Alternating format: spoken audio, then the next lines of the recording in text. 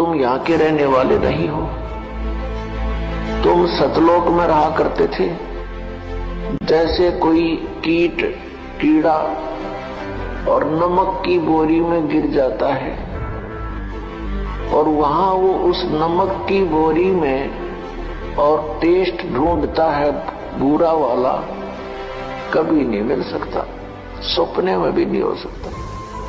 आज हम इस नमक की बोरी में पड़े हैं और हम बुरा का टेस्ट ढूंढ रहे हैं। बुरा का टेस्ट तो पुण्यात्माओं बुरा की बोरी में ही मिलेगा। वह बुरा की बोरी है सतलोक, सचखंड, उस अमरलोक। और जब तक उस बुरा की बोरी में हम नहीं गिरेंगे वो टेस्ट आ ही नहीं सकता, चाहे कितनी कोशिश कर लेना। और परमात्मा ने आके बताया है कि वो सुख जिसे तुम छोड़ आए अब तुम्हें वो याद आ रहा है, यहां वो मिल नहीं सकता।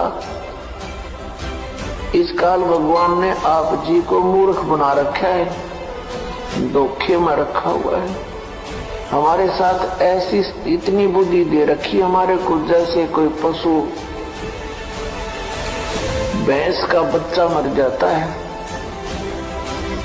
व्यापारी लोग क्या करते हैं, उस भैंस के मरे हुए बच्चे के खाल उतरवा के उसके अंदर भूस भरवा के और एक दूम रख लेते हैं उसकी, बाकी चाम होता है, उसका सिर भी नहीं होता, और उसको उस भैंस के सामने रख देते। भैंस उसको अपना बच्चा मानकर उसको चाटती है, प्यार करती है, फिर दूध देना शुरू कर देती है। और व्यापारी उस भूस भरे हुए चाम को, खाल को लेकर चल पड़ता है। वो भैंस पीछे पीछे र्या करती हुई भागती है अपना बच्चा समझकर। उसमें तो सारा भूस भरा है, खाल लपेट रखी है। यही स्थिति हमारे साथ यहाँ कर रखी है। जिनको हम अपना बेटा बेटी पिता पुत्र समझते हैं, इस काल ने हार्ड चाम मांस ये सारा गंध भर के ऊपर ये चाम लपेट रखा है और इनको हम अपना मानते हैं। ये इतनी सी बुद्धि दे रखी है हमारे को। पुण्यात्माओं, जब हम सतलोक में जाएंगे हमें वो शरीर मिलेगा जो कभी एंड नहीं होता, जिसमें ये गंध नहीं है, जिसमें ये स्नायु नहीं है, नाड़ी नहीं है, वो एक तत्व से बना हुआ है। उसमें ना कोई बीपी हाई हो, ना कोई लो होता, ना कोई रोग, ना कोड बनता। और वहां टेंशन नाम की चीज नहीं, क्योंकि वहां कोई ऐसा व्यवहार नहीं है, किसी चीज का अभाव नहीं है, बड़े भंडार है परमात्मा के।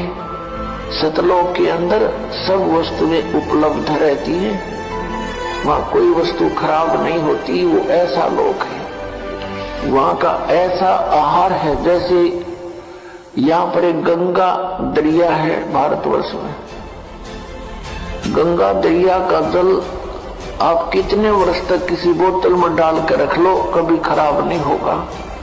ये एक सैंपल है वहां का, सतलोक से आया हुआ ये जल है। और वहां से फिर यहाँ प्रकट किया परमात्मा ने, ये प्रमाण देने के लिए कि हमारा ऐसा पदार्थ है वहां के, कभी नष्ट नहीं होंगे, कभी खराब नहीं होते। तो हम उस स्थान को, उस सुख को छोड़ आए, वहां कोई काम नहीं। पुण्यात्माओं, या कोई भी काम कर राजी नहीं है, मजबूरी में करना पड़ता है, क्योंकि ये पेट ऐसा लगा दिया, इसने कर्म नहीं करेंगे तो इसका निर्वाह हो ही नहीं सकता। ये शरीर ऐसा बना दिया, इसी की सुरक्षा में, इसी के भरने में सारा जीवन व्यतीत कर देते हैं। फिर हम फिजूल की बकवादों में बढ़ जाते हैं। कोठी बना ले, पहले हमने देखे हमारे दादे परदादे कच्चे मकानों में हट डालकर झोपड़ियों में 100 वर्ष व्यतीत कर गए। एक टाइम में पास तो करना हमने, यहाँ बता कोठी बना ली, कल मृत्यु होगी, फिर वो कोठा के काम आया उसका, वो गधा बनकर शहर से पट्टे कर रहा है को मार के यहाँ पर, और कोठी बनी पड़ी है कहीं पर, काम आई है। तो ये अंधा बना रखा है हमारे को, हमारा टाइम वेस्ट कराने के लिए, मनुष्य जीवन बर्बाद कराने के लिए इसने हमारे अंदर ऐसे खुरापात भर रखे हैं। इनको हटाने के लिए परमात्मा आए, उन्होंने तत्व ज्ञान बताया, और जिन पुण्यात्माओं ने परमात्मा के इस ज्ञान पर विश्वास किया उनका कल्याण हो। आप और हम सभी वहां रहा करते थे, वहां आपके आज भी जो कि तो महल बरकरार है, आपका बहुत बड़ा स्थान है, हरे भरे वहां पर फलदार वृक्ष हैं, सदाबहार वृक्ष हैं, और वहां किसी चीज का भाव नहीं, वहां जन्म मृत्यु नहीं होता, वहां पर वृद्ध अवस्था नहीं है, वहां मृत्यु नहीं है।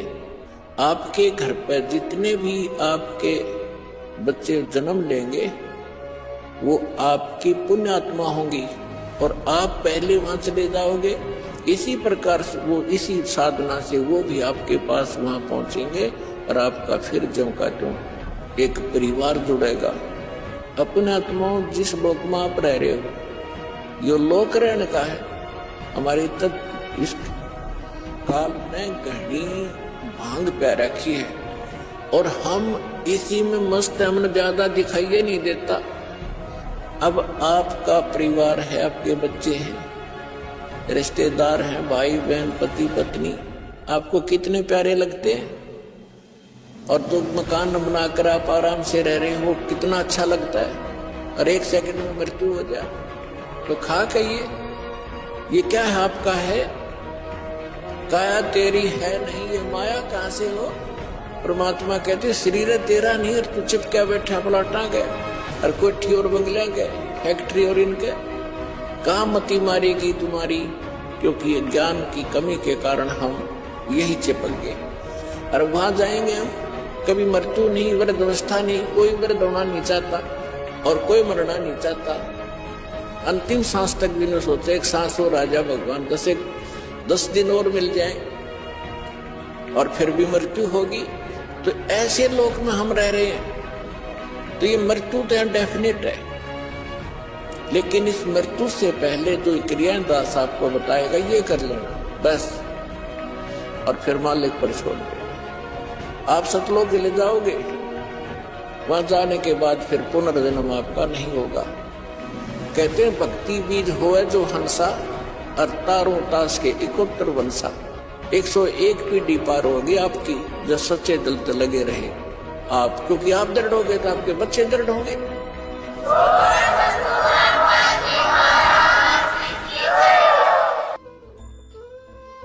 इनको एक पल का भी सुख नहीं। वही विष्णु जी श्री राम रूप में आए थे, विवाह हुआ, विवाह होते ही वनवास हुआ, वनवास होते ही सीता का अपहरण हुआ, रावण के लट्ठम लट्ठा, लाखों करोड़ों व्यक्ति मारे गए। तब सीता को छुटवा कर लाए, आने के कुछ दिन के बाद ही उसको घर से निकाल दिया किसी आम व्यक्ति के कहने से। यह सब की बुद्धि काल के हाथ में है और संस्कार वश बंधी पड़ी है। नारद जी ने श्राप दे दिया विष्णु जी को कि तू एक जीवन अपने पत्नी के वियोग में जीवेगा। फिर ये भगवान खा करे, जब नारद का वो श्राप इसका ऊपर असर कर गया, ये काहे के भगवान फिर भगवान पर असर करे।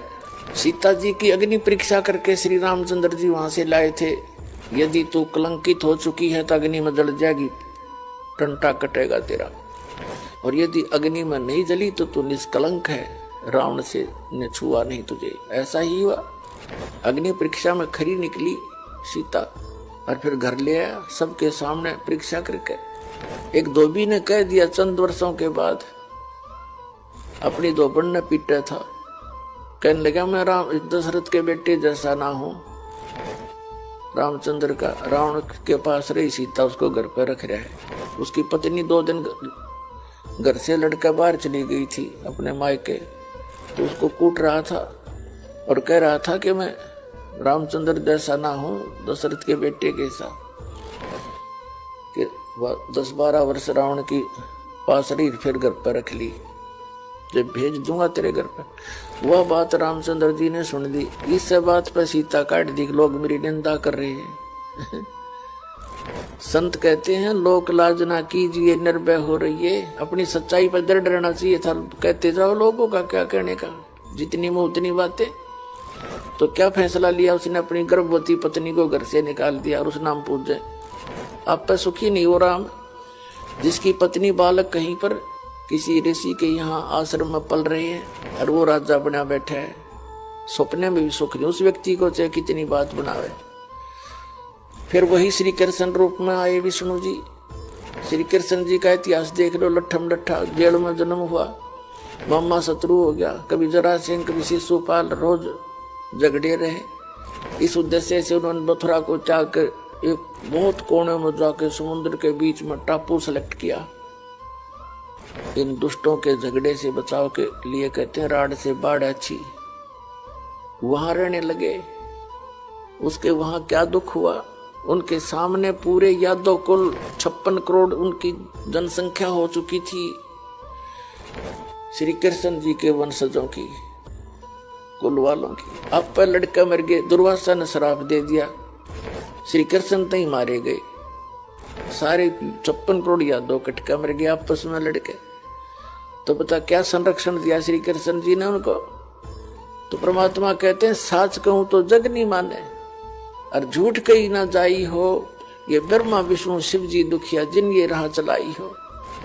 श्री देवी भागवत महापुराण के अंदर प्रथम स्कंद में ब्रह्मा जी पूछ रहे विष्णु जी से कि आप भी तपस्या कर रहे हो, मुझे बड़ा हैरानी है, आप तो भगवान हो, ये हो, विश्व पालक हो, सब देवों के देव हो। और विष्णु जी कहता है कि मैं अधिकतर सब तप करता रहता हूँ, तप करके फिर राक्षसों के साथ युद्ध करता हूँ, उनको मारता हूँ, थोड़ा बहुत समय मिला तो कुछ देर लक्ष्मी के साथ सुखपूर्वक व्यतीत कर पाता हूँ। तो परमात्मा कहती है खाक सो के इनको। तो कहने का भाव परमात्मा कहते हैं साच कहूं तो थारा गले उतरे नहीं। कबीर परमेश्वर जी ने कहा है साधु ऐसा चाहिए जैसा सूप सुभाए, सार सार गही रहे थोथा दे उड़ाए। दर्शकों, यहाँ एक विचारणीय विषय है कि हजारों वर्षों से जो शास्त्रों का गूढ़ रहस्य ऋषि मुनि और आज के कथावाचक नहीं समझ पाए, वो गूढ़ रहस्य संत रामपाल जी महाराज ने समझकर उसका सार निकालकर विस्तार से सारी दुनिया के सामने खोल कर रख दिया। इससे 100% अनुमान लगाया जा सकता है कि संत रामपाल जी महाराज कोई साधारण संत नहीं, बल्कि परम अद्वितीय शक्ति युक्त पूर्ण संत हैं। क्योंकि जो तत्व ज्ञान और सुख ब्रह्मा विष्णु महेश को प्राप्त नहीं है, वो ज्ञान और सुख संत रामपाल जी महाराज के शिष्य प्राप्त। आपके जो प्रारब्ध में जो पहले के जितने भी पाप थे वो आपके साथ लपेट के भेज रखे काल ने, और जिसे पुण्य थे वो भी अंदर डाल दिए, तो आपके दोनों मिलाकर मिश्रण कर रखे। तो अब परमात्मा आपके उन पापों को धोएगा सारा ने, और फिर आपको सोच कर लेगा, और समझ करके फिर सीने का लगाओगा और सतलोक में ले जाकर दूध पियाओगा, यानी वहां सदा सुखी कर देगा आपको।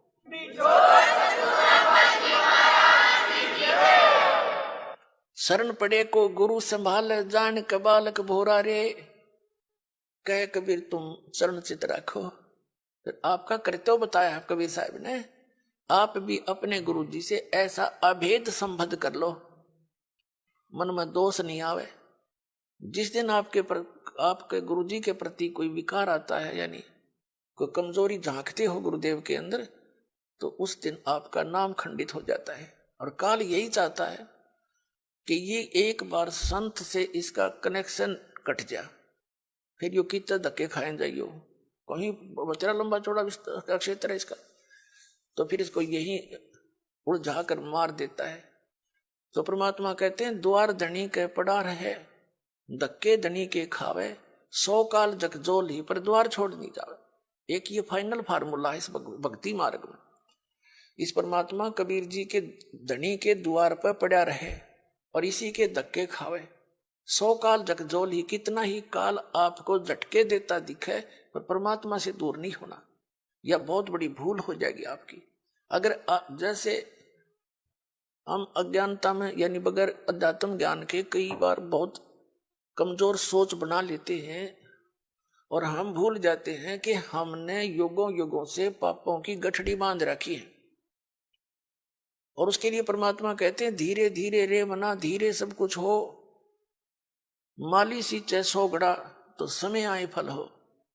आप जी ने भक्ति का बीज ईब बोया है कितने युगों के बाद, अभी तक आपकी पिछले संस्कार ही चल रहे थे, और कहीं थोड़े बहुत पुण्य कर दिए, कि दाने डाल दिए, को छोटे मोटे पुण्य, वो स्वर्ग में बर्बाद कराए आप।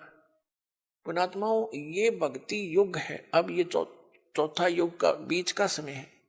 इसमें अब कई करोड़ यानी पूरे विश्व में ये भक्ति पर लगेंगे प्राणी, अरबों खरबों की संख्या में। और जो पार होगे वो तो होगे, और रह भी बतेरे जाएंगे। तो वो जो रह जाएंगे ना, उनकी दुर्गति घनी होगी, क्योंकि ये कमाई तो इतनी गजब की बनेगी आपकी। पहले मंत्र से बहुत गजब की कमाई बन जाती है, जबरदस्त भक्ति धन संग्रह होता है आपका। और फिर उनके अगर आप पार नहीं हुए तो क्या करेगा आपके साथ में?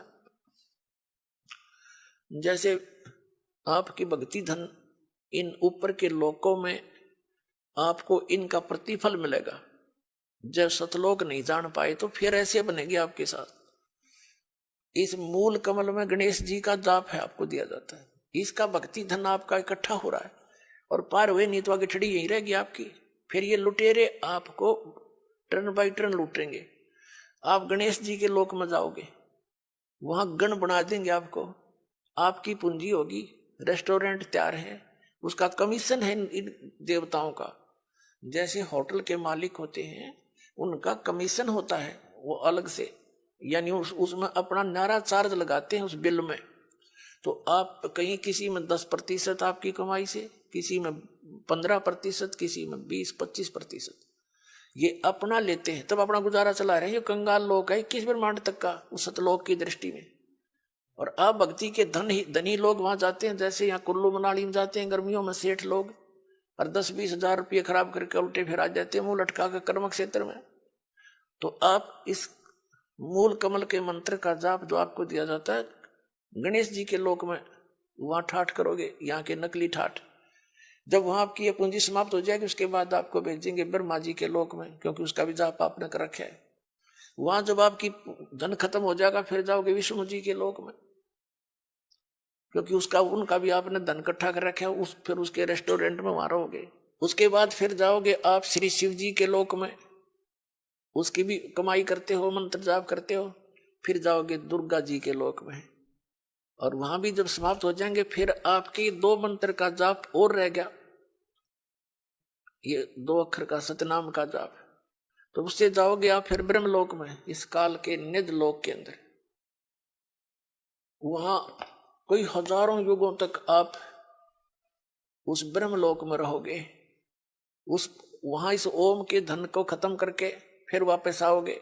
और फिर इस सतनाम के अंदर जो दूसरा मंत्र है, इसने काल ने उस ब्रह्मलोक में जीव को धोखा देने के लिए नकली सतलोक, नकली अलखलोक, नकली अगमलोक और नकली अकैलोक बना रखे। तो उस पूंजी को फिर ये आपकी वहां बर्बाद करावेगा। फिर रह गया आपका जिसको सार नाम प्राप्त हो गया है, और वो पार नहीं हुआ। जरूरी नहीं कि सार नाम मिलते ही पार हो जाओगे। ये तो परमात्मा ने कहा है, राम नाम रटते रहो, राम नाम रटते रहो, जब तक घट में प्राणे। भाई कभू तो दीन दयाल के भनक पड़ेगी कान। परमात्मा कबीर जी कहते हैं, पाकी खेती देख के गर्भियो मत किसान, अब हूँ झोले बहुत हैं, घर आ ले तब जाने। कहते हैं या पाकी खेती देख कर खेत में अभिमान ना करना किसान, अभी तक बहुत झाड़ या आंधी वर्षा ओले आंधी तूफान शेष है, ना जाने की बिजली पड़ जा, तेरे घर आ ले जब मानिए तेरे धन तेरे घर आ गया। इसलिए बताते हैं कि ये ना समझना सार नाम मिल गया तुम पारे होगे। सार नाम की कमाई और मर्यादा में अंतिम श्वास तक करते हुए, और एक विशेष कसक बनाओ सतलोक में जान की, तब वहां जाओगे जहाँ आशा तांबासा हुई, मन कर्म वचन सुमरियो सोई।